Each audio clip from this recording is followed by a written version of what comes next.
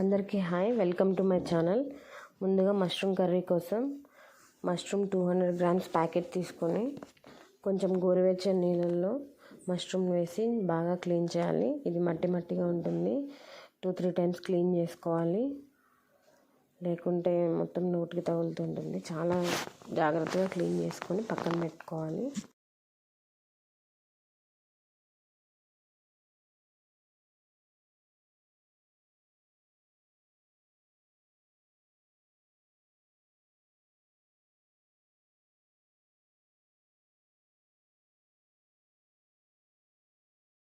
ఇలా బాగా కడిగేసి పక్కన ప్లేట్లో పక్కన పెట్టేసుకోవాలి. ఇప్పుడు ఒక కడాయి తీసుకొని అందులో కొద్దిగా ఆయిల్, ఒక బట్టర్ వేసుకొని దాన్ని బాగా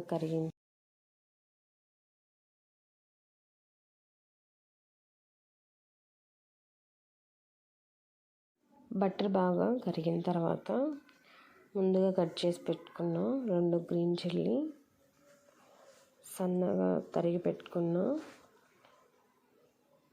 ఆనియన్స్ వేసుకొని బాగా కలుపుకోవాలి.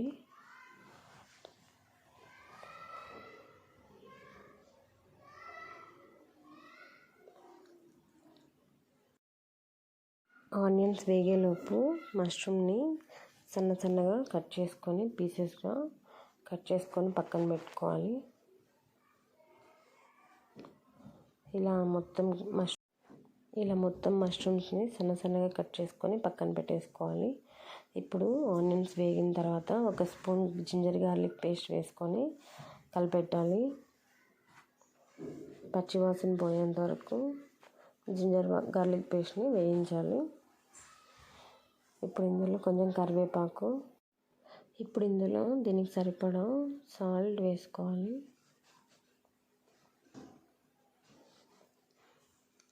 కొద్దిగా వేసుకుంటే చాలు, సరిపోతుంది. మరి ఎక్కువ వేసుకుంటే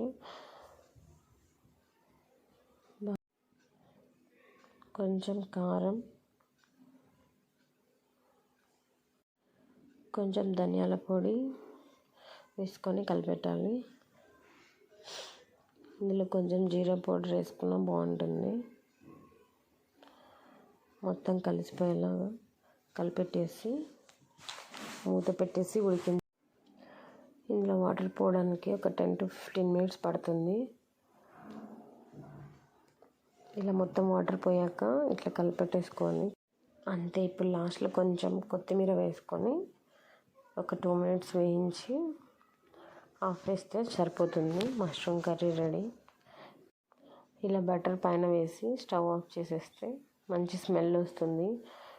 పిల్లలు తినడానికి కూడా చాలా బాగుంటుంది, టేస్టీగా.